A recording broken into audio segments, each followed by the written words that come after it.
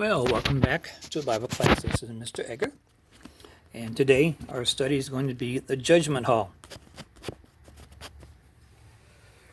Now, this takes place after Jesus is taken captive, taken prisoner in the Garden of Gethsemane after Peter swings the sword wildly. And Jesus is taken to the courtroom of the religious high priest Caiaphas, where the religious leaders were gathered. Now, I need to stop and set the stage a little bit for you here.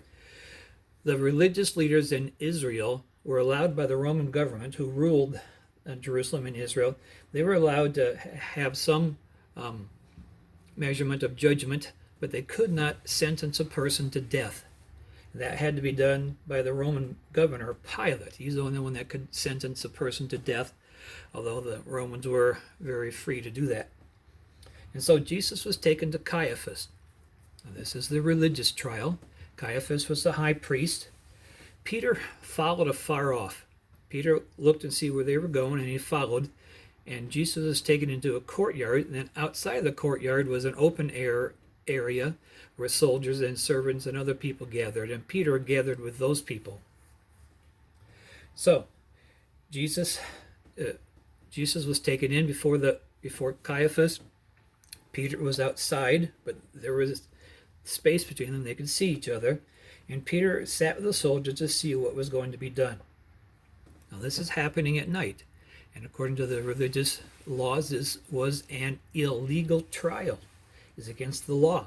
But the religious leaders, hated Jesus so much that they were willing to break the law to get him convicted and to get him gone. Now, Jesus was alone. He is friendless. He is in front of a hostile crowd.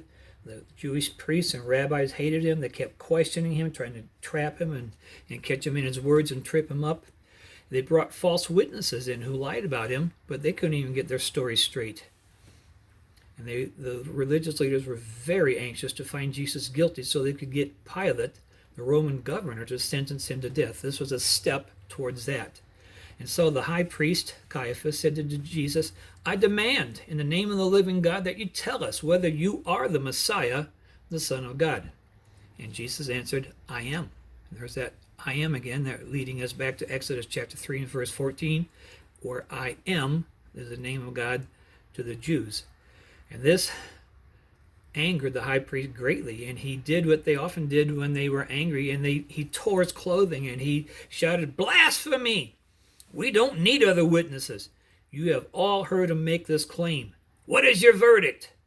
And the religious leaders in what's called the Sanhedrin all shouted, "Death! He deserves death!" And then they spit in his face. How awful is that? And they struck him with sticks. They blindfolded him and slapped him and said, "Ha! Messiah, prophesy to us. Who hit you that time?" They were making fun of him and mocking him. Meanwhile, out in the courtyard, it was past midnight when all this was happening. The air was chilly. The soldiers and the servants built a fire, and people could warm themselves up in front of it. And while Peter was doing this, a servant girl came over and said to him, "You were with Jesus, weren't you? For both of you are from Galilee." Now, this little girl scared Peter when she said that. He thought that perhaps he too might be arrested and his life might be in danger if they found out that he was a follower of Jesus. So he denied it loudly. He says, "I don't even know what you're talking about." Well, Peter was still there, but he wasn't comfortable. He felt uneasy.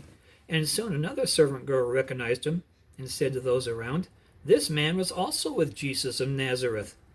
And Peter heard this, and it filled him with terror. He had to convince these folks that he was not a follower of Jesus. And with an angry oath, he said, "I don't even know what you're talking about."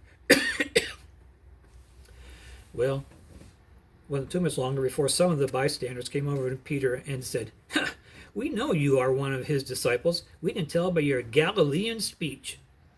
And Peter, more fearful than ever, began to curse and to swear and to deny, "I don't even know the man." And immediately a rooster crowed. And then Peter remembered what Jesus had said to him. "Peter, before the rooster crows 3 times, you will deny me 3 times." And this had just happened. And Peter looked up and he caught locked eyes with Jesus, and Jesus saw what Peter had done. And as the Lord turned and looked upon Peter, their eyes met, and Peter was filled with sorrow and grief. And jumping to his feet in shame, he rushed out of the courtyard, and we are told in the scriptures that he wept bitterly. Well, during the night, the high council of the Jews decided that Jesus must die, but they did not have the power to command that to happen. They had to get Pilate to give that order. They had to persuade him to sentence him to death. And so in the early morning, the trial ended, and then they were able to take him in front of Pilate somewhat early in the morning, and they were going to try to persuade Pilate to sentence him to death. And so the Jews, that angry mob, a crowd, Jesus is taken before Pilate. Pilate was surprised when he looked at Jesus. He'd expected to see a violent and a rebellious criminal, but before him stood a calm, quiet, dignified man. Tender love on his face for even those who hated him. Well, Pilate asked the chief priest, "What charges do you bring against this man? What's he done wrong?" "He's a criminal. He's a liar. He's an impostor. He says he's God's son and he claims to be a king." Well, Pilate said, "Well, take him yourselves and try him by your own religious laws. But we want him crucified, and we need your approval." Now, while Pilate was talking to the crowd, he also watched the face of Jesus, and he was amazed at the peaceful and calmness around him. And he thought to himself, he certainly acts like God's son. He's behaving himself like a king. I will ask him.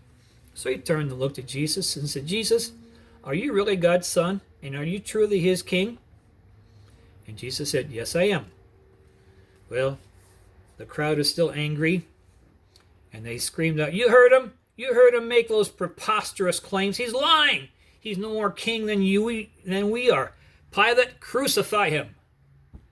But Pilate didn't see anything in him that needed that, and he turned to the chief priests and the mob, and he says, "I find no fault in this man." Oh, this did not sit well with the crowd, and they shook their fists and their fingers in his face. They screamed, "Pilate, if you don't let us crucify Jesus, we will report you to Caesar." Now, Caesar was Pilate's boss, so to speak. He ruled from Rome. He was the emperor. "And we'll tell him that you have another king to whom you are loyal, and you'll lose your job." And implicit in that was, you'll lose your head. He'll have you killed for that. And that was it. Pilate was too much of a coward to set Jesus free. But he had another idea. He said, "You guys have a custom that I release someone from prison each year at the Passover. Tell you what, I will release Jesus." No, that wasn't going to do it. "No, away with this man and release the robber Barabbas." And then the question that we all have to answer, what then shall I do with Jesus? And the crowd, they answered, "Crucify him." And Pilate, not willing to give it up, not yet anyway, answered, "Why? What evil has he done?" And didn't answer that. They just responded, "Crucify him." So Pilate commanded his soldiers to take Jesus and scourge him. Now that word is S-C-O-U-R-G-E, scourge. It's not something that we really do today, thank goodness. But the Romans are good at hurting people, and they would scourge people, and that would be whipping them within an inch of their life, so to speak. And so the scourge that they used on Jesus was a whip. It had leather straps, and woven into the straps were sharp pieces of glass, bone, and metal, things that would cut and rip and tear flesh. And they lashed Jesus repeatedly. Soon his flesh was cut to ribbons and blood flowed down his entire body.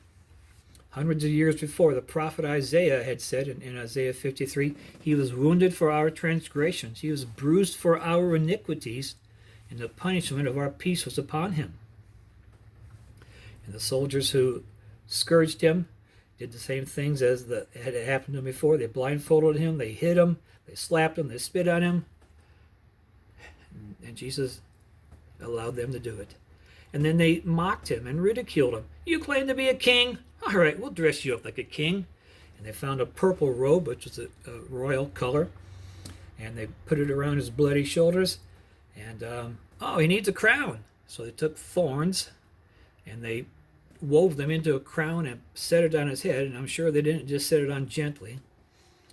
And they took a weed and put it in his hand as a scepter. And they said, "Hail, King!" And they just mocked and ridiculed him repeatedly. Well, the soldiers who knew what they were doing and making people hurt, they led the bleeding prisoner back to the judgment hall. And Pilate saw him and brought him out to where the people could see him. And what a pitiful sight he was, ripped, flesh, bleeding, half dead already. And Pilate said, "Behold, the man." But the crowd had no pity. "Crucify him! Crucify him!" So Pilate was going to let them have their way. He was going to give the order for him to be crucified, even though he did not think he was guilty. So he took a basin of water and washed his hands as if to wash away his guilt, and said, "I am innocent of this man's blood." Well, the Jewish leaders were willing to take the blame, so they shouted, "His blood be on us and our children." Horrible thing to say. Well, Pilate knew that he couldn't go against the mob. He let the people have their way. He sentenced Jesus to death by crucifixion. And we'll stop our story there. But that brings up an important question in closing. An important question for each one of us. Indeed, the question that gets asked down through the ages: what will you do with Jesus?